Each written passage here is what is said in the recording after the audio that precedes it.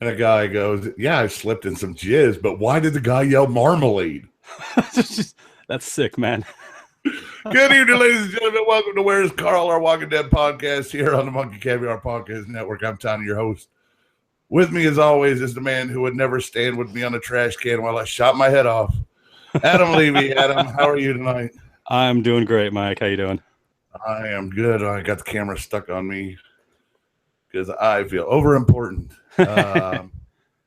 Congratulations. I heard it rained out on the West Coast today, finally, after 100 and something odd days. You know, it was a light sprinkle, but I'm surprised the news didn't call it Stormwatch 2016. They basically gave it the same coverage out here that we get for hurricanes, but they were just like, it rained in LA and people freaked out. Oh, I mean, yeah, it took me an extra 20 minutes to get to work just because everyone's driving slow. I mean, it was a light sprinkle. It wasn't no torrential downpour, nothing. It was misting. I get our storms out here have several inches of rain at a time. If you got one of those out there, it would shut down all of Los Angeles. Oh yeah, I mean, like I said, usually as soon as the water starts falling from the sky, the news calls it Stormwatch, and it's like some major ordeal. You know, get your sandbags out, prep your survival kits. I mean, it's the end of the world out here when it rains. Yeah, well, it is the end of the world. For somebody. That's a good segue. Yeah. Speaking of the end of the world, let's talk seasons 5 and 6 of The Walking Dead. Getting ready for next Sunday night's premiere of season 7, when we find out who gets to taste Lucille. Yeah, I cannot wait for that. That's going to be pretty awesome. We will go into our predictions at the end for who we think is going to take the bait. I can't wait to get to that. I have so many theories. The chat room is open. I can't spell patience, so deal with it. I wasn't going to say anything. Ever. Shut up. I know. I'm just. All right, let's go. Season 5 starts with at Terminus with everybody locked in a boxcar. Yeah, it does not start in a good place for our survivors. Definitely. Bad times. Yeah. Bad times. I'm happy to see my friends. Really shitty that we're locked in a boxcar. Yeah, I think this is probably the worst place the season has started for the show. You know, well, aside from one, I guess, would start pretty bad for Rick. Well, yeah, I've started for Rick, but I mean, this one, you've got everybody locked up together. You know, shit has gone down. They're stuck in a boxcar. They have no idea what's going on. It is an all-around shitty start for the season. Yeah. I liked in the first episode there that they did like a then and now of the Terminus people when they're locked in the boxcar. And they're like, we're going to take it over. And then it's back to Rick and then like, we're going to take it over. Yeah. Yeah. I mean, you know, best laid plans and all of that, right? Of course. So Carol the warrior leads the zombie brigade and destroys Terminus, freeing the whole world. And it is resolved seemingly rather quickly. Yeah. I mean, you know, we got the quick reveal that you know, Terminus was running on Soylent Green. You know, yeah, but the hash is people. Yeah. I mean, you know, you got to get your protein where you can. You know, it's not like there's a lot of farm animals coming out anymore. I was thinking about that. Like, how hard is it to grab like 10 cows? Yeah, I mean, if you've got a place like Terminus that's secure, yeah, you can do that. I mean, you saw them doing it with the prison with the pigs, but you know, you still run the risk of the animals getting sick. You know, no medicine, things like that. Have we seen a walker like a mammal other than a human? Have we seen like a zombie cow? I don't think we've seen an animal as a zombie. All right, so that's good to know. So yeah, wildlife, livestock, cool. Maybe it has to do with the how the brain is developed. Maybe lesser developed brains don't succumb to the zombie plague. Yeah, I've always thought in any of these apocalyptic kind of storylines like The Stand or this, like isn't animal husbandry like the first skill we should go for? Yeah, I mean, you got to go back to basics. Because you can hunt a cow. It's not hard. They don't move, man. And when they do, they're not moving very fast. You can walk up to a cow, bash it on the head with a bat. You could take Lucille. Yeah. Bash a cow on the head with a bat. Boom. Everybody's eating for like 2 days. Yeah, for sure. But, you know. The chat room thinks that animals are immune. So go. All right. Well, we're going to go with that. Yeah. So, yeah, I would think that they would get more livestock going so that Soylent Green doesn't have to be on the menu. No, I mean, but but yeah, like I said, you know, Terminus was serving up Bob burgers, and it's a whole new kind of Bob's burger. yeah, yeah. Like I said, you got to get your protein where you can. There's no farms anymore, so you're kind of shit out of luck when it comes to if you want a burger, you got to improvise. And improvise they did. Yeah. To Bob's detriment, unfortunately. But I didn't like Bob anyways that much. Bob was kind of a weenie. Yeah, he was one of those characters they introduced for the show who, I don't know what. I don't think he really took the place of any characters from the book. He was just, an extra person they brought in to take some screen time. the red shirts, as they're called in Star Trek. yeah, he was definitely a red shirt. I mean, he lasted longer than most red shirts would. I was reading one of the articles on this season as I was preparing, and somebody said Rick continues to treat non-essential cast members as red shirts, and I was like, oh, yeah, that's kind of what they are. Yeah. I mean, a lot of these characters come along just to get taken out later on. They don't want to kill off the main characters. They're going to eventually. I mean, we saw some this season. In 5 and 6, you saw some main characters go. A few. Yeah. Some hurt more than others. All right, one hurt. One hurt really bad. Yeah. One hurt. You really didn't. Tyrese didn't really hurt you. I liked Tyrese though. I mean, Tyrese was a good character. He was one of the. I liked him in the books. They did a pretty good job with him in the show. It was one of those things. I assume you're not talking about Sam either, because that kid needed to die. No. Which one is Sam? Sam was Jesse's son, and Alexandria. We'll get. Yeah, no, definitely. He needed to go. Yeah, he needed to go. So I believe you're talking about Beth, right? Yes. Yeah. We'll get there. Not too far off. So while all this Terminus nonsense is going on, we meet a few new cast members. Mm-hmm. We get Eugene, Rosalita, and Abraham. Yeah. I love all three of these characters. Yeah. Especially Rosalita. Rosalita is tasty. I loved Abraham. Rosalita, by the way, I don't know what the actress's name is that plays Rosalita, but if you're listening, how you doing? Rosita. That's the best I got. Rosita is the name. Tammy pointed that out. I loved Abraham. Abraham was he's always been a badass character. I mean, he's that guy. When they first introduced him in the book, he was toe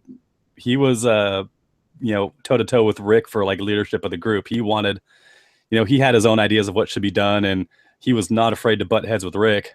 And well, he kind of does in season 5, and gets the gang to head north to Washington instead of abandoning their plan of doing nothing. Yeah, I mean they split it. Yeah. I mean, you saw some of that, but I mean it was a bit more intense in the books. So Tammy says Abe is my favorite mother dick. That's great. So I love these people, and in this scenario that we meet them, Eugene cure the whole thing, and that they're going to go to Washington D.C. He's going to hook up with a bunch of other scientists. Bam, that's the way it should go down. And yeah, I'm totally behind that plan. If I'm them, and I find this guy, I'm like, sure, what the fuck, we got nothing else to do. Yeah, he sounds like he knows what he's talking about. I mean, he's got the education, and considering that Abraham probably not the most intelligent guy, he's street smart. He's served in the military, so he's definitely useful in certain areas. But when it comes to straight up book smarts, Abraham could run circles around, or Eugene could run circles around him. Yeah, I feel like Eugene, I don't know how it's set up in the comic a little better than in the TV show as far as his mental acuity goes. Yeah, I mean, it comes across, especially early on, it comes across that Eugene might not be as smart as Eugene says Eugene is. He comes across a bit Aspergery, like he's somewhere on the spectrum, on the low end of the spectrum. He's got that he's not very sociable. He doesn't know how to interact with people. So he kind of comes across that way. That sounds a lot like my co-host. Oh, I'm very much like that. Yeah, that's true. But he wasn't like that in the book. While he was a weak character, he didn't seem to have those things holding him back. He knew how to manipulate Abraham and Rosita to get them to do what he needed to do. And I'm okay with that. I never bought him as the guy who could end this. No, he never. I'm not going to blame it on the Tennessee top hat because I live in the South. I see plenty, and it's a glorious hairstyle for men. Yeah, and I'm glad that Eugene rocks it the way he does. He should get the girl one day because of it. And yeah, so he's all right. But I'm glad that they're around because I really dig all three of these characters. Yeah, no, they're good characters. And when they add characters to the core group, it's always, it's kind of like Big Brother when they send in, some rando person 5 weeks in, and you're like, who the fuck is this? I don't want to vote for this person. Yeah. I'm never going to like them. And, you do that with every newbie. And I'm sure when the new season starts, we'll be getting a whole new crop of newbies. I don't like them, but then you come around and 2 seasons later, you go like, if they fucking kill Eugene, I'm going to hurt somebody. I mean, it's kind of like that with Lost, too. It's like, you've got these people stuck on an island, and all of a sudden, like, every so often, some new person would show up. It's like, where the fuck is this person coming from? Hey, where did Michelle Rodriguez come from? What the fuck is that all about? Exactly. And Nikki and Paolo, come on. Yeah. All right, so after the deal with Terminus, they head off and they find this church, and they find in the church Father Gabriel, and here's a guy. Well, they find him before the church. Actually, he's like standing on top of something. Yeah, he's wandering around a little bit. Yeah, and why is this guy just out wandering around with no protection? Well, the Lord is a shepherd. Bullshit. I mean, God's going to protect him from the zombie apocalypse, right? No, he's not. And there's a part in the season where he's all religious sake for it, and he says, "Oh, I'm just gonna walk outside here, and the Lord will protect me." And the guy behind the gate's like, "All right, fuck you." If you gotta go, bye. Yeah. They find him, and he takes them to the church. And at the church, this is kind of the way they break up the seasons on the TV show with 8 episodes each, and like a early season and a second season. I feel like we get half stories. Yeah. So there's this 8 episodes about this church that are just boring. There's nothing going on. The only thing that's cool that happens is they make Bob burgers. And that it really is the only thing cool that happens. That is one of my on that side of town. That is one of my 2 favorite scenes from that season. Oh, Bob! Oh, absolutely. Bob getting fed Bob is awesome. Well, see, because in the book, because there was no Bob, that was Dale. That was Dale. Yeah, that's how Dale went out. Dale went down. Dale and Andrea Dale. Yes. Right from way back in season 1. Yeah. Dale survived this long in the books.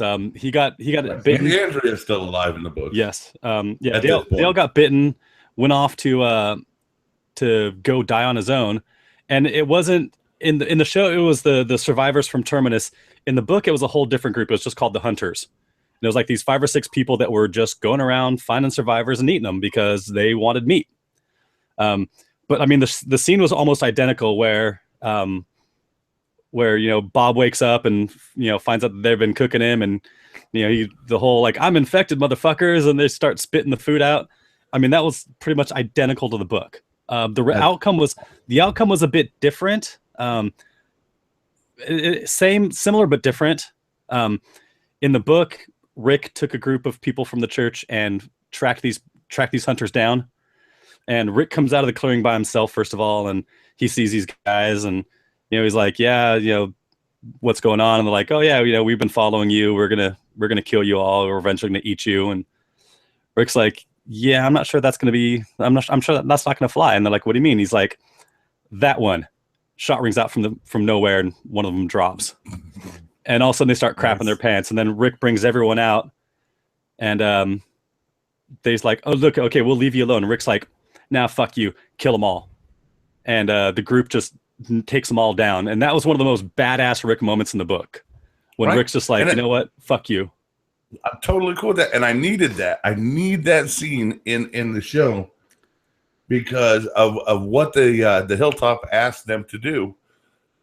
I need Rick to at some point have turned this whole group into killers. Yeah, and you know, in the show, and that's what that was. And I don't think I have it in the show. Well, in the show, you kind of got that when the survivors from Terminus went to the church, and we're gonna, you know, kill them all in the church, and Rick shows up with Michonne and them, and basically Rick's like, I promised I was gonna kill you, and then proceeds to just beat the shit out of him, and then, you know, murder everybody else that was there. I mean, Rick does a lot of killing. It wasn't as brutal as it was in the books, but, you know, I got the same feeling that I did from the book, where it's like, Rick's like, you know what? I'm through giving people chances. You know, you guys fucked us over once. Now you're done. And we talked last time about Rick being invincible, that you couldn't kill Rick, that he's an unkillable. And you said, no, I think Rick can be killed and the story can still go on. He's got it coming. Yeah, I mean, Rick has you know, Rick has been getting by on luck for a while. I mean, he's made some horrible decisions. Yeah, I mean, he's made some horrible decisions for the group. Somehow they all seem to end up working out in the end. You know, it cost a few people's lives. A lot of times it leads his people into battle with, you know, other badasses. But, you know, at the same time, you know, in this kind of world, you know, this is what you've got to do to survive. You know, the world that we knew before doesn't exist anymore. The same rules, the same laws don't apply anymore. You know, I agree with that. That would be the best part of living in this world. Yeah. To me, it's kind of like the Wild West in a way, where there's law, there is law, but it's not. Nobody's what am I trying to say? Nobody's enforcing law. No. So you have moral code is what you're stuck dealing with. Yeah, and you know, one man's moral code, Negan's moral code, very different than Rick's moral code. Very different from, you know, Eugene's moral code. You know, not everybody can survive in this kind of world. You get people like Eugene that, you know, aren't killers, that don't have that mentality. That's why he needed Abraham and Rosita. That's why he needs this group around him, because on his own, he knew he wouldn't make it. You know, there's no way that he was ever going to become this kind of person that could survive in this world. But they could all find a sensei and become Kane in Kung Fu, just like Morgan did. True, but you know, there's a mindset you got to be to it. It's like, you know, like the kind of people that become police officers have a certain mentality. Not everybody can do that line of work, because it requires a certain sense of authority and, you know, that willingness to put yourself in the line of danger. You know, not everybody could do that. You know, and it's not something that can be taught. I had a friend I used to work with that tried to become a police officer. He got through the academy, was working on the job, quit because he just didn't have what it took. You know, not everybody can. I don't think this is the world that everybody can survive in. I'm not laying my life on the line for other people. I know that, but I'm a selfish prick. Yeah. So you know, you'll do what you've got to do to survive, just like I would. But you know, I'd be like a Negan. I'd have, you know, a group, and I'd be like, all right, let's just take what we need. That's fine. You got to play to your strengths. I mean, if your strength is being a leader, you know, if you can get other people around you to do that work and keep things going, then yeah, you might just be doing just fine. I don't know if I have a strength in a zombie apocalypse. I mean, let's face it, I break rule 1. Because cardio is right out the window. Yeah, it's not happening. I'm going down quick.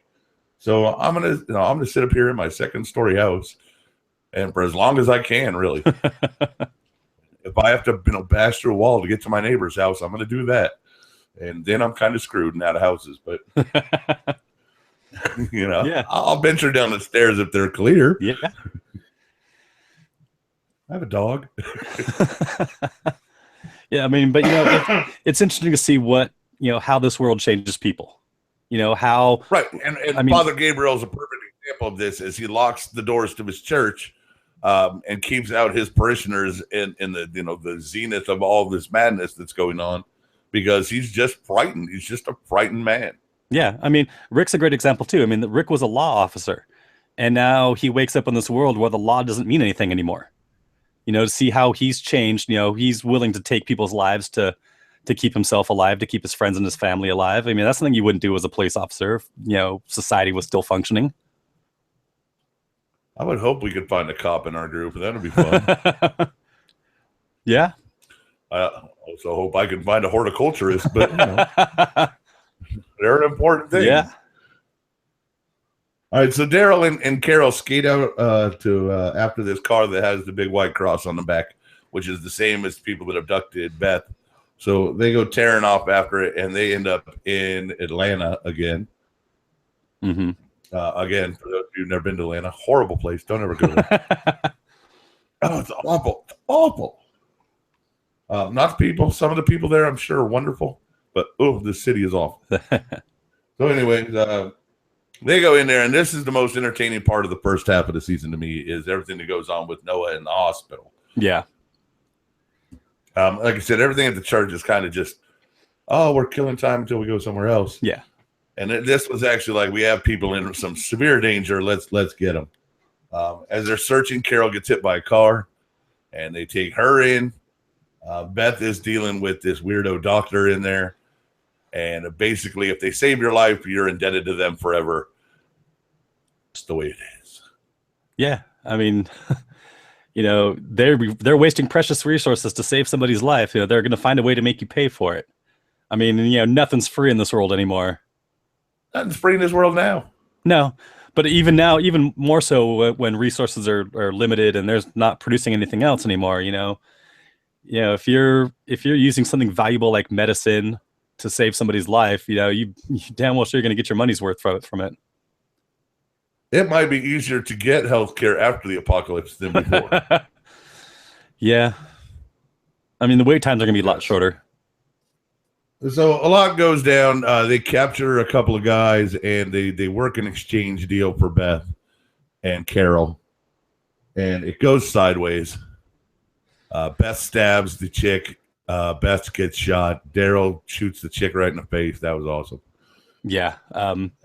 And they walk out with Beth's body, and Maggie screams, and that's the end of the first that was. I mean, that was the whole Crisis on Infinite Earths #8 cover with Superman carrying Supergirl. It totally was. Yeah. Oh my god, it was so. Hey. Yeah. Right, this 5 is not my favorite. I'm going to say it right now.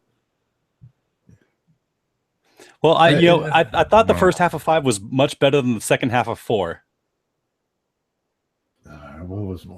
What was the second half of 4? Getting to Terminus. Oh, Getting to Terminus. Fellowship of the Walking Dead. Yeah. That was yeah. All right. So back-to-back stinkers, in my opinion. Like I said, I enjoyed this one much better than I did the end of 4. It wasn't nearly as boring as that was. Just the first half. Just the first half to me is boring. The second half to me is okay. As we get towards, we get into Virginia, and they follow. Noah wants to go to where his family lived. It's on the way, so let's stop by. And I dig that they do that. They kind of Uber it like, oh yeah, it's on the way. We'll just stop there real quick, and then, we'll just have it. Yeah, and they go there, and of course, it never goes well when you go somewhere off the track, does it? No, it doesn't. It reminds me of a certain cross-country trip. Oh, the memories. Where we pulled off in Oklahoma. We thought, we'll be fine. And the car would never turn off again. Well, it took off, but, it didn't. We had, one stop? Oh, yeah. Turn off. It would never turn off again. No, we did. We turned it off in Nashville for White Castle. Yeah, but that was a mistake. After that, we didn't turn it off again. It got us there.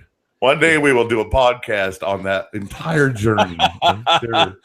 Oh, that'll be a fun podcast. Story. It's a great story. All right, so the second half of the season, there's no Beth. It's all over. Where are we here? Noah's home in Virginia. So this is where Tyrese goes out. Noah goes to look for his twin brother. Twin brother? Older brother? I honestly don't remember. Don't remember. All right, a brother. Did we get it? Let's see. Hold on. Apparently, we're missing stuff. The chat's all over me. Grady's memorial story was weak as watered down wine coolers. We got our first look at the wolves, and the first clue of Negan. Did we get our first clue of Negan?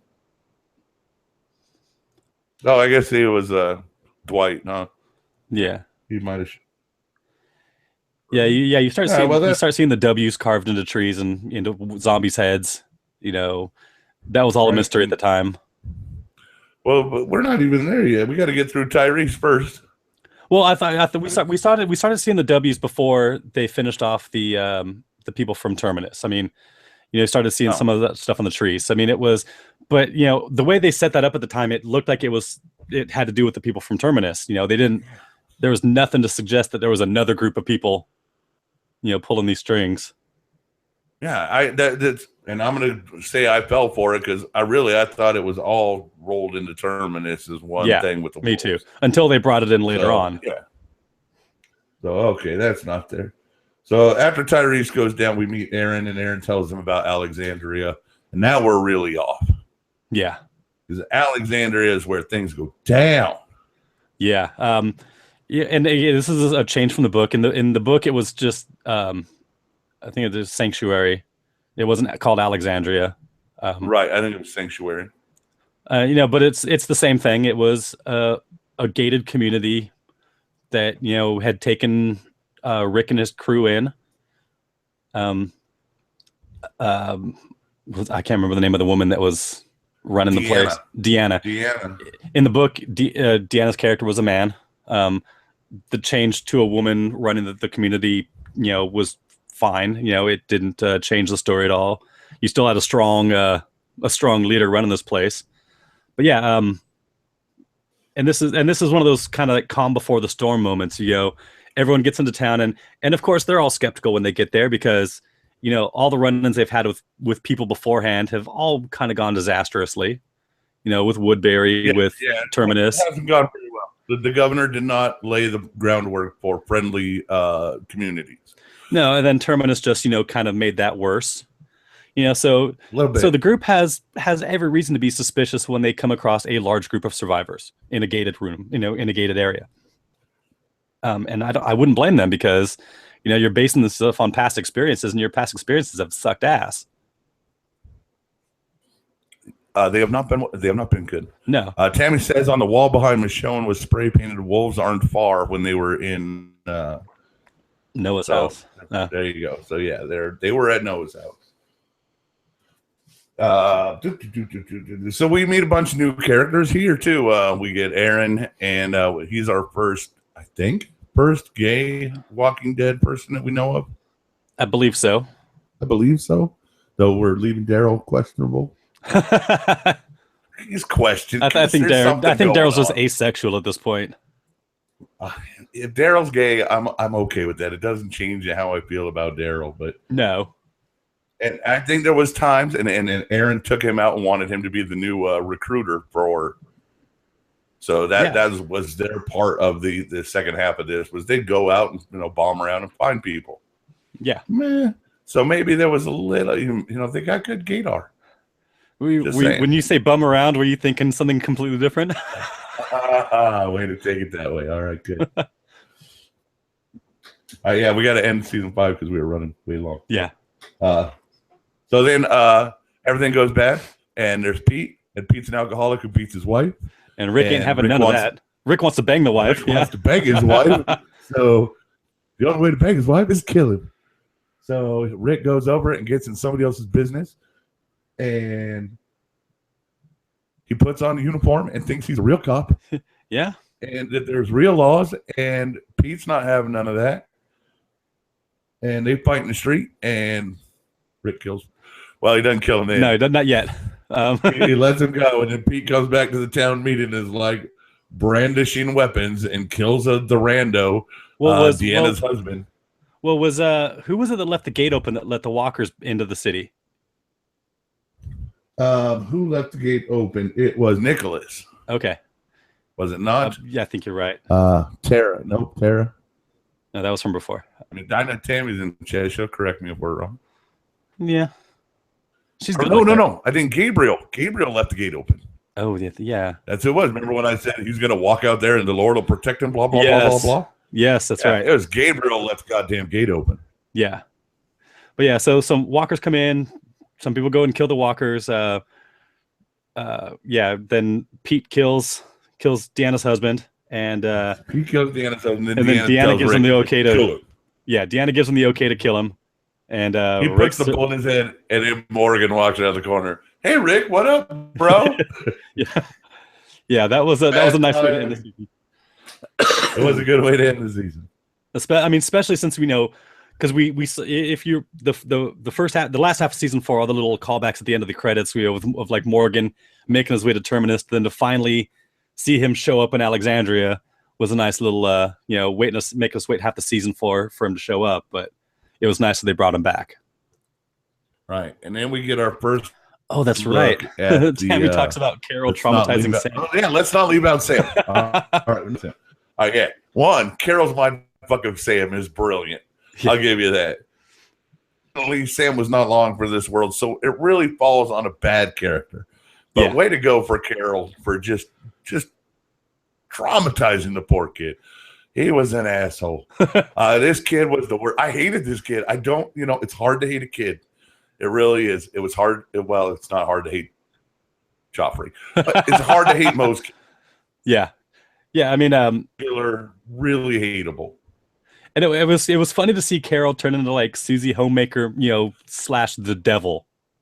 You're right. She was totally serial mom with Kathleen Turner.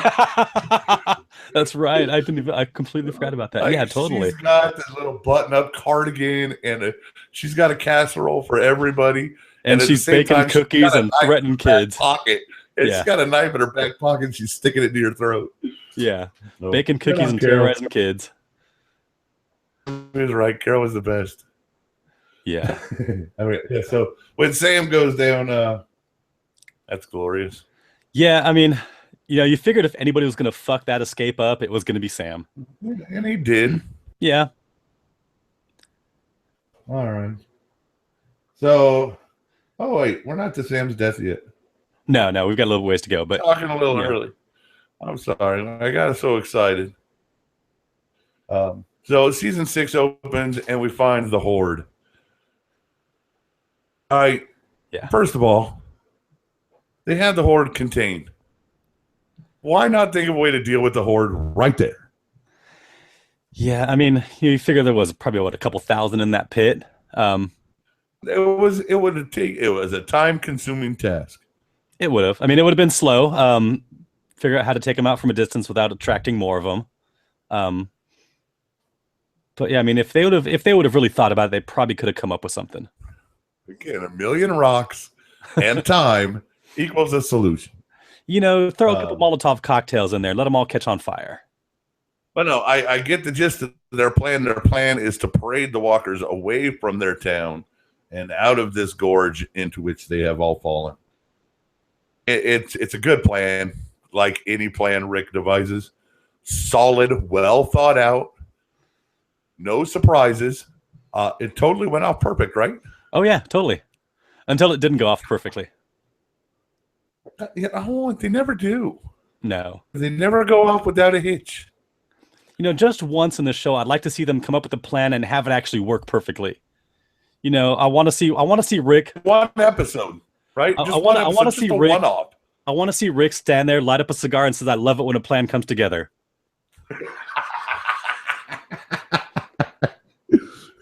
B.A. Baracus pulls up. I'll pin in a pool that kills walkers in front of me. Getting on no plane. Tammy is having trouble with our feed. I know. I'm sorry, Tam. It's not that bad though. You're still with us, and you're pointing out stuff we can go back to. So it's all cool. Of course. So Rick and Daryl are really leading the Horde section of the first half of this season again. Yeah. All right. So the whole first half of the season is basically 3 days. Yeah. It's the Horde and the wolves attacking Alexandria, up saviors just all over the place with it. But that was really cool, actually. Yeah, it was pretty awesome. And that was pretty cool. Yeah, so I mean that was the first mention of those saviors. That was the first mention we got of Negan, like by name. Everything you own is Negan's. Yeah.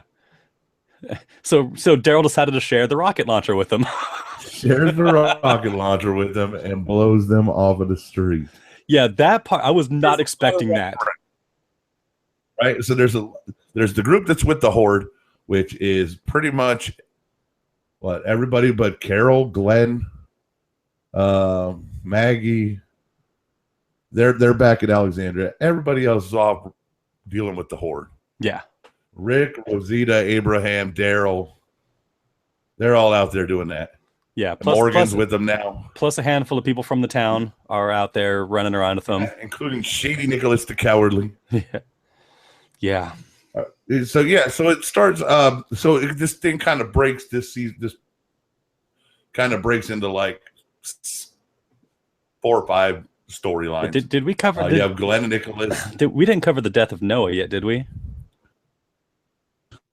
Oh, was it? I thought it was before this. Cowardly Nicholas is part of that. It was in the first half of the season.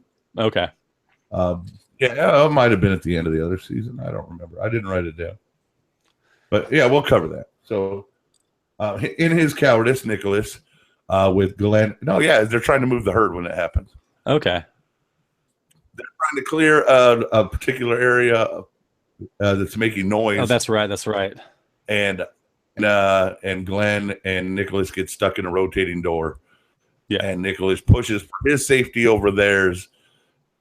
And Noah ends up becoming the Walker bait, as it were. Walker bait production. Which in turn almost killed Glenn. Carrie Marks, not Walker. Yeah. Yeah, which almost kills Glenn. So Glenn's a little bitter. Yeah. And the rest of the show. And for good reason. Yeah, then didn't Glenn just like beat the shit out of him afterwards?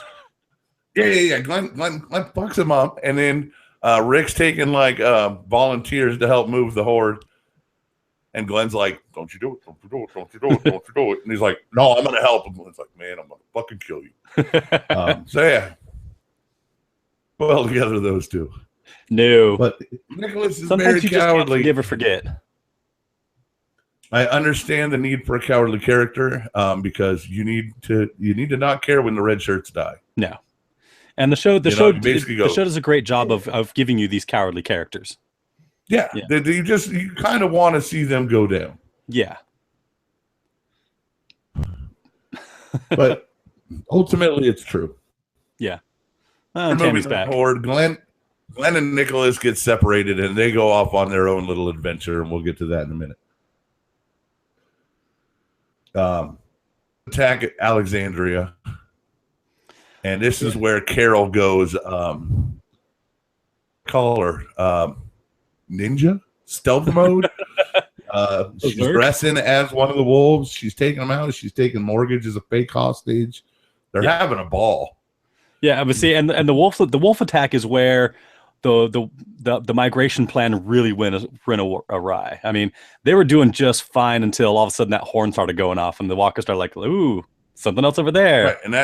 Right, so that's how all this happens over the course of 3 days. Yeah, and the horn hits the wall, and you don't even see the horn thing until like episode 4. Yeah. Like, I mean, it's a long time before you get to figure out what the hell turned the Horde. Yeah, but whatever. Anyways, it does. So yeah, we're just gonna motor through this first half. So yeah, the Horde comes back. They're gonna attack. The wolves are attacking. Carol and Morgan pretty much clean up the town. As far as the wolves go, they take one hostage. Yeah, and well, Morgan in his I'm not gonna kill anybody state of mind decides, let's keep this guy locked up. Maybe I can do for him what, that guy did for me when he showed me, a better way. That all life is precious, right? Yes. I'll give him a big stick and, he'll learn to fight with it. And, he won't kill people anymore. The cauldron with his wrists and burn the logo in. Wait, that is Kung Fu. I'm sorry. There's a lot of Kane from Kung Fu in Morgan. There is, yeah. I dig Morgan, but at the same time, I find him kind of sanctimonious, and I'm kind of like, no, I'm going to kill him. Yeah. I mean, I would not have kept a survivor of the wolves. I would not have kept one prisoner after what they did. They should have all been killed. And if Carol had her way, they all would have been. Carol. Yeah, and that the guy being kept alive worked for a little bit. I mean, it didn't do good, but in the end, it kind of worked out a little bit. With him, basically sacrificing himself. But all for Denise. Yeah, but all in all, it was not. But it was not. It was all Morgan's fault. Yeah, and Morgan points out to Rick that if I kill that guy, he's not there to save Denise, and yada yada yada. But the whole thing is if you killed him in the first place, we didn't have a first half of this season really. Yeah, but then Morgan's Morgan's ways also start to rub off on Carol, and Carol goes through her bit of an existential crisis in the last half of the season. I think Carol's existential crisis is manifested more in she's really digging the fact that she's good at something. Well, I don't know if it's that she's digging the fact that, but she realizes just how easy it is to take a life, and that's not what she wants. She doesn't want it to be easy. She doesn't want to be able to do this and not lose any sleep over it. Well, she has to deal with this Jessie girl who is like the spitting image of Carol season 1, who is being beaten by her husband and yada yada yada. And now our Carol is like, no, we don't do that shit no more. Yeah. And her change, I think she sees a lot of herself in the Jessie character. Yeah. And that kind of leads to her crisis is I've come from, oh my God, I was beaten and savaged by this man to now I'll just take a life. I don't care. Yeah. So yeah, I get how she could have a conscience or a crisis of conscience. But even still, when the chips are down, she will take a life if it's herself or if it's them or her, she's gonna do what she can to survive. She will. So Rick and the gang make it back in time to get everyone in houses, and now we're gonna deal with the zombie horde. The wolves are gone. I really don't remember the wolf attack kind of went off, and Carol took care of that shit. She took care of a lot of it, yeah. I mean, they were got the last guys to leave, and they grab a gun kind of thing and run out the door. Yeah, it's kind of over rather quick. Yeah, because there's a lot of death, but it was a lot of nobody characters that we didn't know in town getting killed. Red shirt death, nobody cares. Yeah, I wouldn't even know. I wouldn't even know if I'd call these red shirt people. These were people, these are just, superfluous background people. Nobody of any importance goes out until after the mid-season finale. Yeah. Finale leaves us with the gang arm in arm walking through a zombie horde dressed as zombies, a feat they pulled off in season 1. Yeah. And it's something you see a lot of in Fear the Walking Dead. Oh, do they do that a lot? Yeah. I don't watch Fear the Walking Dead. Yeah. So do they do that a lot? One of the kids is this one kid, Nick, who's he's the son of the main woman in the show. He's like a recovering heroin addict, and this guy's crazy. He's got no fear of anything. And pretty much every time you see him, he's covered himself in zombie blood, and he's just walking out, just, looking at shit and just going to having a good time. Okay. I get that. Yeah. I'm really starting to enjoy the idea of other stories in this universe. Yeah. I mean, because, this is one small segment of the world going through this apocalypse, but there's so much other stuff. You've got the West Coast, you've got Europe and Asia, all these other places. What would go on? I mean, what would the zombie apocalypse look like in China, where the population is so condensed in such a small space? Or Mexico City. Yeah, well, you see a little bit of that in Fear the Walking Dead. I mean, they go down to Mexico. Right. Yeah, they do go to Mexico. Yeah. But it's still early on, so it's not nearly as as prevalent as is when Walking Dead's running. That'd be a whole different scene down there. Like they talk a little bit about the cold slowing them down. Yeah. And how maybe and I would love to see like a Minnesota kind of take on what happens, because Minnesota is. It's very much like Georgia in that there's open plains and lots of places you can run. Yeah. But there's also a lake every time you turn around a corner. So, but I don't know if I'd want to be going through the snow, because if you get a zombie buried in the snow and you take a step and you can't see what's going to grab you. Yeah, but I think, I mean, do they freeze if there's a, the blizzard is cold enough? Would they just I mean, stone them? well, I mean, yeah, if human can freeze to death, it'd be frozen. I'm sure a zombie could freeze too. Without blood pumping through their, I mean, they're cold anyways, right? We would assume to the touch. I just think it would be interesting to see, and maybe not from Kirkman, from other people, writing story like fan fiction kind of things from, me and my posse in Albuquerque. We started making blue meth, and it went crazy. Getting zombies high on meth, right? So I sent a tweet out to Kirkman this week, and he didn't reply. What a dick. I asked if a fictional Trump win is what sparked the outbreak in The Walking Dead. And I said, Kirkman, true or false? And he did not reply. I had a theory.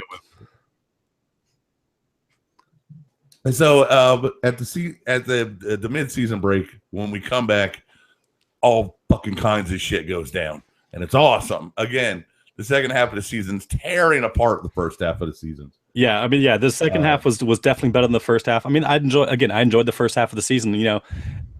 After that second half of season 4, even when it kind of was slow, it was still good. It was still better than the second half of 4. I mean, when things were just kind of crawling along, there was still a lot of story going on. And I mean, the suspense that they, that first half of 6 with clearing out the horde, there was a lot of suspense because they left so many cliffhangers each time they kind of like left a story. Rick being trapped in the RV and wouldn't start. All kinds of like just little things like that, enough to kind of keep you on the edge of your seat waiting, like what's going to happen next. Yeah, but I thought they were all very small cliffhangers. Like they were. I mean, they could all be like jeopardy. Massive cliffhangers, in the middle of a season. I mean, aside from Glenn, the Glenn cliffhanger probably being the biggest one of. Yeah, I mean, because they left that one for weeks without, Yeah, that was the first half, right? Yeah. Yeah, that was the first half, and Glenn, when Cowardly Nicholas shoots himself on trash bin, and drags, and it looks like Glenn is gone. Yeah, a half a season before Negan shows up, and we're all like, wait a minute. Oh, that sounds fishy. Yeah, and the kudos on them for taking him out of the opening credits for the next 3 episodes. Fans out. I mean, oh yeah, he was gone from the credits, and they were like, "Oh shit, is he really gone?" And see, the one thing that throws people is usually when they kill off a cast member, they're on the immediately following the episode of The Talking Dead, and they didn't have Glenn on Talking Dead that day, and they kind of kept teasing like, "Oh, we're gonna have some update as to what's going on," and but like it took weeks before they finally. I mean, they teased that one out pretty hard. No body, no Hardwick, no death. That's yeah, what exactly. we're gonna go with. So yeah, and as they're moving through the zombie horde, Carl gets shot by Sam's brother, Jesse's other son. Yeah. God damn. Well, because he wanted to kill. He's got Rick. 2 kids. They're both bastards. Yeah. Well, yeah. Sam was being a little bitch. He was making noise and crying and pissing himself. And then the other kid decided now would be the perfect time to take out Rick for killing his dad. Oh, Tammy in the chat room said she wants to see Nebraska since they mentioned it when Rick was talking to those 2 guys in the bar where they find Herschel. Oh, all right, I remember that. Yeah. So they, all right. Yeah, Nebraska's cool. It would be a lot like The Stand, but yeah. Yeah. There's an old lady sitting on a porch. Zombie on a rocking chair. Zombie old lady sitting on the porch and just come, children.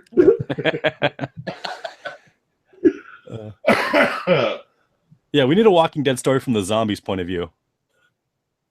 Like iZombie kind of thing. Well, just like like that was, or Warm Bodies. That was Warm Bodies. Yeah. Nobody ever takes the zombie side. No. So Carl gets shot. Denise saves his life. There's much more cleaning of the wound in the comic because I actually read this section of the comic today. Yeah. And I was like, wow, they clean his wound a lot, and that's gross. Yeah, I mean, see why they left it off of the show. Yeah, Carl had a nice little hole through his head. I mean, I don't know, never it went all the way through his head, or if the bullet was still lodged in his brain, but he caught it in his eye, which is not an easy thing to do. I wouldn't recommend it to anybody. He's pretty good though. And I swear, again, when I read Carl gets shot every other season. he is a bullet magnet. He makes it out of it. Yeah, he is a bullet magnet. I mean, he's gonna be immune to bullets soon because he's built up a tolerance to them. He's built up a tolerance. I mean, I swear, I'm allergic to bullets. When I saw that scene in the book, the image they showed, that last page of that issue, when he's just standing there with like a gaping hole in his face, I'm like, holy shit, they just killed Carl. They should have killed him. I mean, I love Carl, but I love when big characters die. It's always fun. Speaking of characters dying, I'm gonna take a minute, if you don't mind, talk to Rick. Just go for it. Woman. Out of my woman shown. I swear to God, so will you two shag? I'm gonna come through the TV and I'm gonna put her samurai sword out your mouth. Stay off my woman. All right. You're gonna be like the girl in the ring, right? Just crawling out of the TV. I don't like it. I don't like that he touches my woman. Well, in the comic book, it would have been Andrea that he's banging at this point, but Right. It is Andrea in the comic, and that was blowing me away. The mix of stories. Yeah.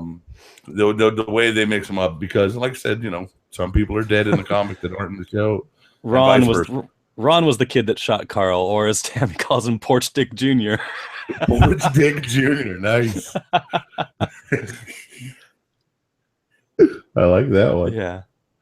Let's see what else we got to deal with in this season.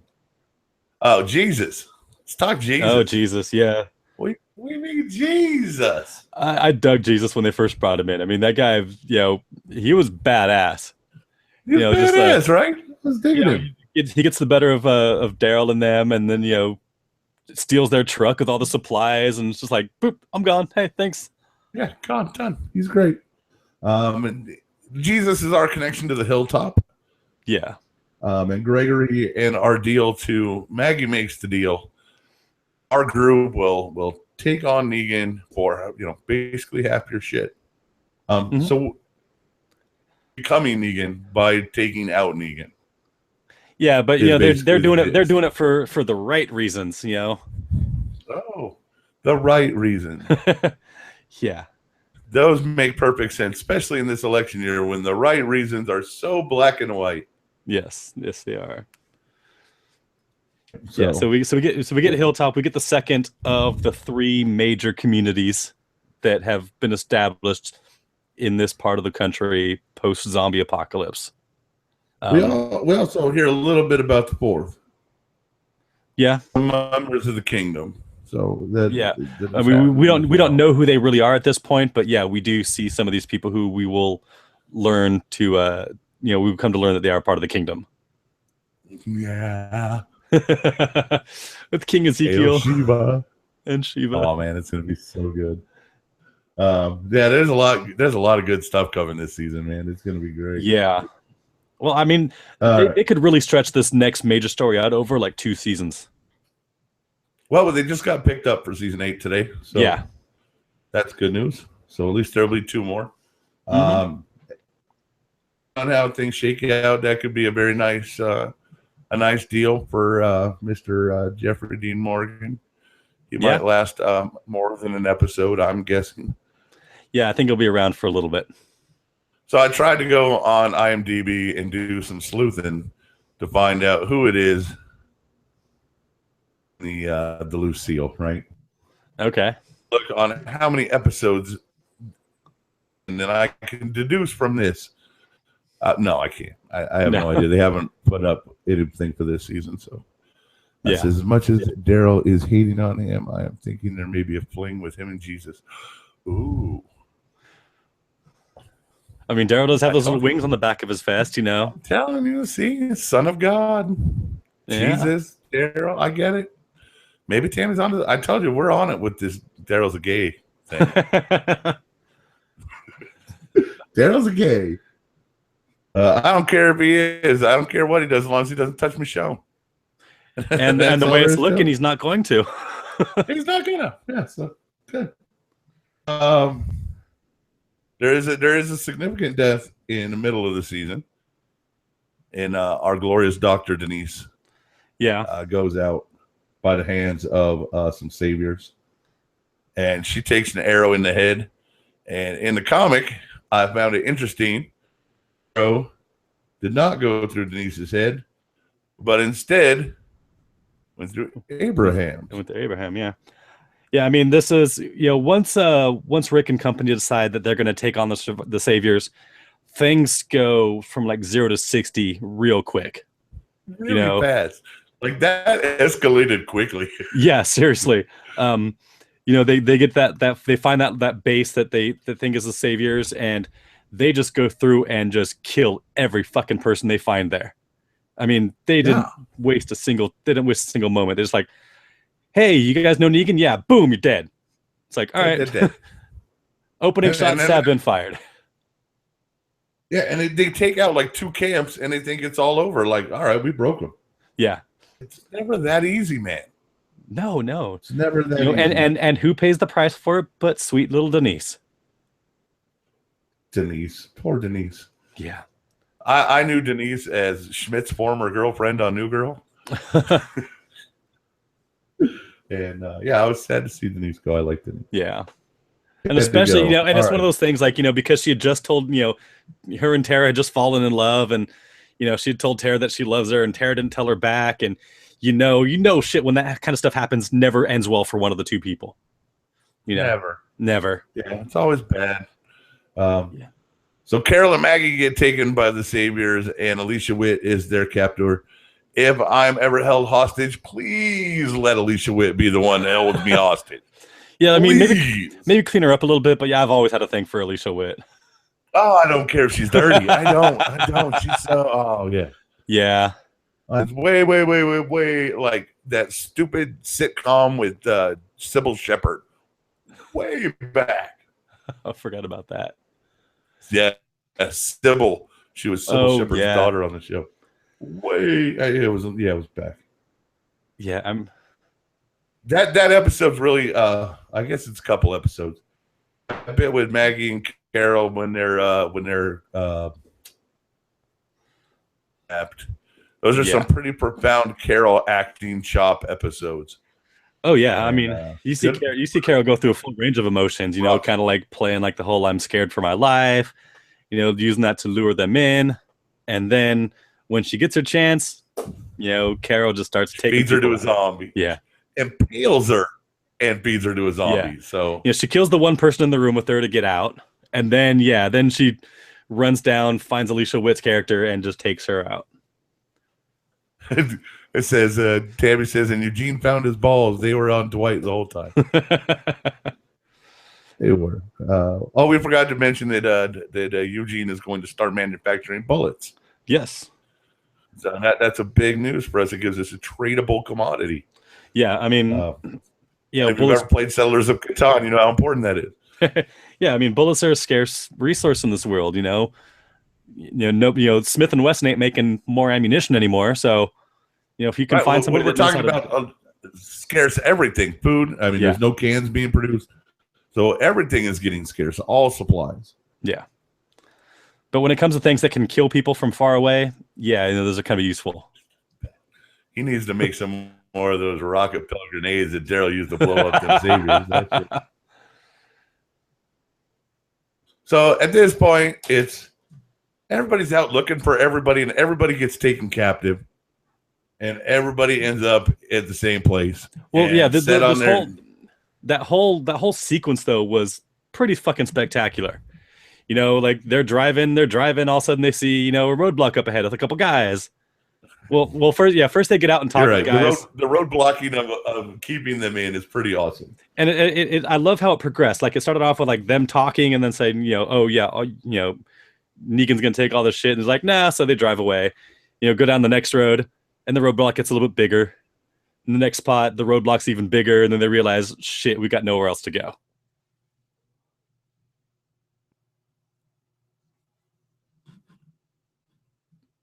You still there?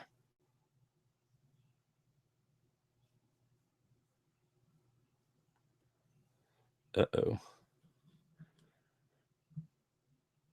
Did I lose Mike? Chat room. I'm left alone to get to the end of it. Are you back? I'm back. Yeah. All right. We had a little miss up there. I wasn't sure if I wasn't sure if it was me or you that froze. You froze, but I improvised awesomely. Well, it's funny because it looked like, from my point of view, it looked like you froze. Oh, no. Well, maybe we both froze. If there was a bunch of dead air, whatever. Sorry. All right. So, yeah, an excellent set of sequences of blocking them with the saviors until they're all eventually taken in front of. And let's just get to it. Yeah. Amazingly accurate to the comic is Negan's first appearance. Yeah, I mean, amazingly accurate. And the only complaint I have about Negan, and it's a stupid nothing complaint, is like in the book, like he was like big man, he was like broad shouldered, he was kind of buff. Jeffrey Dean Morgan, not so much, but man, I didn't give a shit that they changed that, because Jeffrey Dean Morgan, as far as I'm concerned, is Negan. Yeah, he's got all the power in the character. Yeah, without the size that might seem necessary, but it's really not. Yeah, I mean, because the size really didn't do anything for the character. I mean, sure, a big guy seemed kind of imposing, but even a guy like Jeffrey Dean Morgan wielding Lucille, it's gonna scare the crap out of just about anybody. Difference between his arrival in the comic and in the series is basically fuck, fuckity, fuck, fuck, fuck. Yeah. And that's it. You take the word fuck out, and it's word for word almost. It's from is everybody about to piss their pants? Yeah. Yeah, I mean, and those kinds of things, like, I appreciate when they keep those kinds of things true to the book, because, I mean, like I said, this is a pants crapping character. You don't want to change anything. I mean, like I said, when they introduced the governor, they watered the governor down quite a bit between his comic book and TV show persona. But so far, they have not done any of that to Negan. And that's fine, because Negan was a scary motherfucker. God, this is going to be so much fun. All right, so it's now time for the end of our season. Mo, I'm going to beat the holy crap out of one of you. And there it is. Yep. He takes the swings. We hear the pounding, and we assume that one of our favorites. He said something effective, like, you really took it like a man. Yeah, he took it like a champ, which is what he said in the comic. Oh, okay. He said he took it like. Oh, he said and they. He said they. It was a non-specific very gendered, pronoun. non-specific. Yeah. Well done with that, with the non-specific pronoun. So we got no idea. Here are the choices. Here's the lineup. Alrighty. Let's rule them out as we go. Okay. Chances that it is Michonne. No. 0. Not Michonne. Not going to be Michonne. Nope. Not Rick. Not Carl, because he said this doesn't go bad. Pete his eye to him, so no. Yeah. Not Carl. And, Glenn, Daryl, Eugene, Rosita, and Gabriel. It's not going to be Daryl. You're going to save Daryl. Yeah, I'm saving Daryl, because Daryl's possibility. He has his own show now. True, but they're doing it in the off season of The Walking Dead, so I think he's safe. Daryl is a fan favorite. They're not. I mean, if they're going to kill Daryl off, it's going to be him doing something spectacularly heroic, and this is not the way that they're going to take him out. Right. Plus, you got Norman Nix in Atlanta, the restaurant, and that's just taken off with Norman Reedus and Nicotero, the producer. Yeah. So, yeah, you can go nowhere. No. Daryl's safe. So now, Eugene. I'm going to say Eugene's safe. Eugene is safe, especially if they're going to start manufacturing bullets, because Negan's going to want a piece of that action. I'm going to say Rosita's safe. Yeah, killing her off, I don't think makes any sense at this point in the story. 1, 2, 3, 4. All right, there's 5 left, so I'm going to give her the longest odds. It's like 50-1 that it's Rosita. Yeah, I'll give you that. And a 4. Sasha, Glenn, Abraham, and Gabriel. Next I mean, safest. Next safest. next safest. I would. I'm gonna want to go with Gabriel. Really? Yeah, they've already killed off almost every other black character on the show. I think they got to give it a break. Kill off a white guy or somebody. Yeah, but there's three. There's three blacks in this. There's Michonne. There's Sasha. They're pink. If you take out Gabriel, you still left two. Well, because I want to say Sasha's a bit more of a possibility only because they've kind of been, she's kind of had that death wish lately. She's a character that they created for the show. So if they killed her off, it's really not. I don't think it's really going to piss off too many people. Tammy says that the last commercial hinted that Lucille takes out more than one person. I've heard that story elsewhere too, so it's possible. In the book, it was only one person because Rick and company had killed one of Negan's men, on the way out there. So are we spoiling anything if we say who it was in the comic? I don't think so. I think everybody knows at this point. Yeah, probably knows that in the comic it's Glenn. Yeah, and I think that Glenn's going anywhere. I think this is going to be another case of them dishing off the comic books. Yeah, and there are some of these people are one of these people is still very much in the comic. Mm-hmm. Only one. Yeah. So that's why she's 50-1. Yeah. So I mean, Abraham should have died at this point. He should have been dead long before we got to this point. So he's a possibility. Abraham is my choice. Abraham is my choice. Yeah. See, I'm going to say it's Abraham. And my theory is that as Negan has them lined up, the only person that bucked up and stood tall to him. And that makes sense. I mean, on the other hand, you think Negan would want to keep the stronger guys around because it ultimately benefits him. But you never know. I mean, it could go either of these ways. I mean, it could go any way. I would think that he would see Rick as the real strength, as the leader. Well, yeah. I mean, yeah. You're not going to kill the leader in of the the comic, even more so because he's like in the comic, he's like, you got one hand and they're still following you. Yeah. So. But Rick has two hands in the show. But yeah, I mean, I think that with Rick being the real center of authority of the group, he's going to look at big physical threat. That's Abraham. So let's just fucking take him down. And then it's subservience from everybody after you take out the big guy. It's prison rule. Yeah. Biggest dude in the mouth. Yeah. You don't want to kill off Rick because Rick's the one that can keep the rest of them in line. But yeah, by taking out the next big guy, yeah, people are going to definitely fall in line and take you seriously after that. If there was any doubt that you're talking out your ass by bashing Abraham's head in, nobody's going to, think you were full of shit anymore. Tammy says Gabriel isn't in the line. I thought he was because if you're going to really make a guy a bad guy, why not have him beat a preacher to death? It would look good. Yeah. I think it's Abraham. The other way, Sasha would be my other choice as she simply doesn't have much to do now that Tyrese is gone. Bob's gone. She's got no love interest. And no, her and Abraham are kind of an item at this point now. Yeah, but if you kill Abraham, that puts her into a nice love triangle with Rosita and Eugene. Yeah. Give my man Eugene some play. Yeah.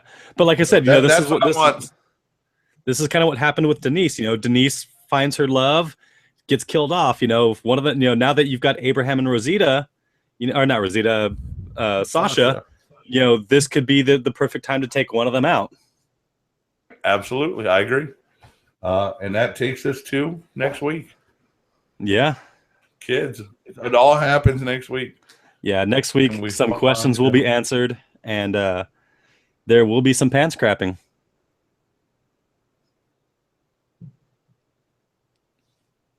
I think, if it's Abraham, if it's Sasha, if it's Glenn, somebody's going to be unhappy.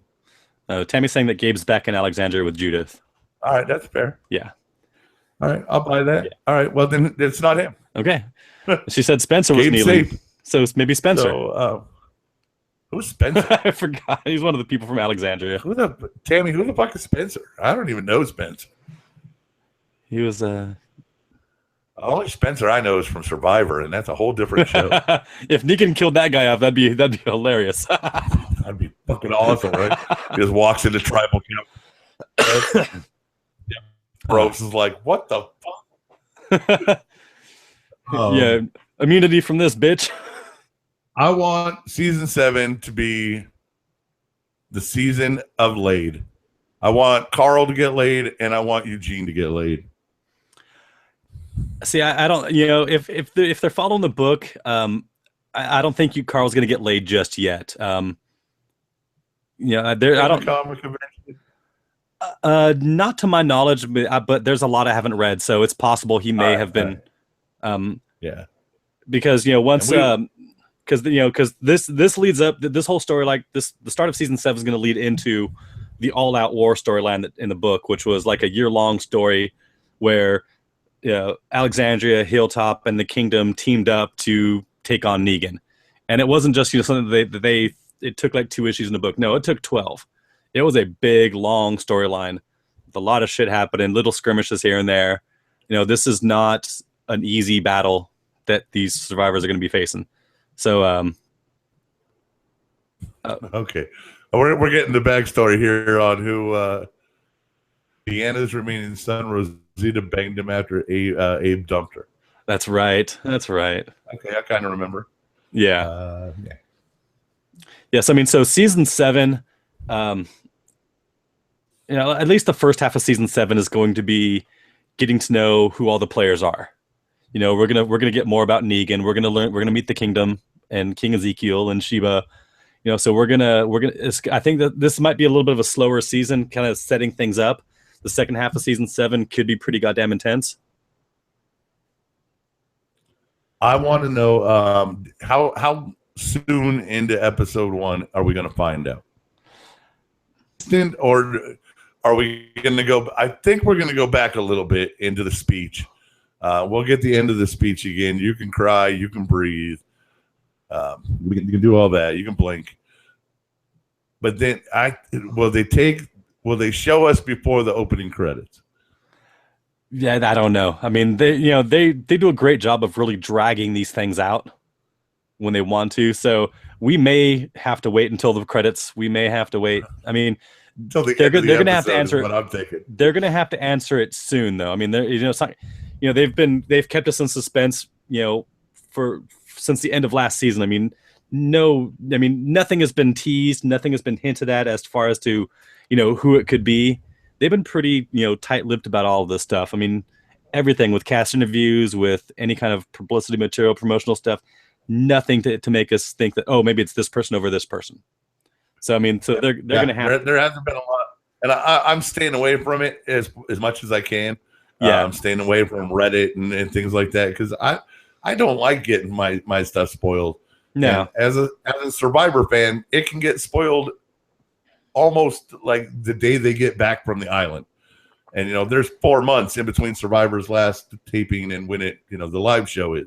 Yeah. So I don't want to know. I don't want like to spoil. Yeah, I've stayed away from all the stuff too because I want to be surprised when I watch the episode next week. All right. So next week we will do our episode recap. I'm looking forward to that. I don't have to watch a ton of Walking Dead this week. I only have to read about one trade paperback to get ready. We will compare it directly with the comic and what's going on in the comic at this time. At episode or issue 100 of the comic is where Negan comes in, where we'll pick up and we'll do a little this, that, and who's taking whose death and whatnot. It should be fun. Yeah, it's gonna be interesting next week. Also next week, we'll answer the question: does Dolores become sentient? More and more each week. You watching Westworld? I haven't seen the current episode yet, but I'm getting there. Oh my gosh! It's so good. So, there's a lot of it's kind of repetitive in a lot of things. I'm finding it, but I'm getting there. Yeah. Let's see. Let's get to our last comment here. It says the writers might do like they have done too many times at the start of season. Start season 7 like 10 damn months later. Yeah, and we don't even get back to that scene until the end. That's very possible. Yeah, we might not. Yeah, we might not find out until the end of the episode. They could reveal it to us by just showing us characters like 10 months later. Here's Rick. Here's Carl. Here's Michonne. Okay, we know it's not them. Yeah. So who knows? I hope they go right to it, but I doubt they'll go right to it. There will be something leading up to the credits, and then eventually we'll get to it. But I think we will have the answer in the first episode. Yeah, somewhere within the first 15, 20 minutes, I'm hoping. I would hope. All right, we will be back here next Monday night to talk about it, 11 p.m. Eastern, 8 Pacific time, where, hey, it might rain again. You never know. You never know. All right, folks, until next week, this has been the longest episode of this show ever. Until then, love many, trust few, and do harm to no one.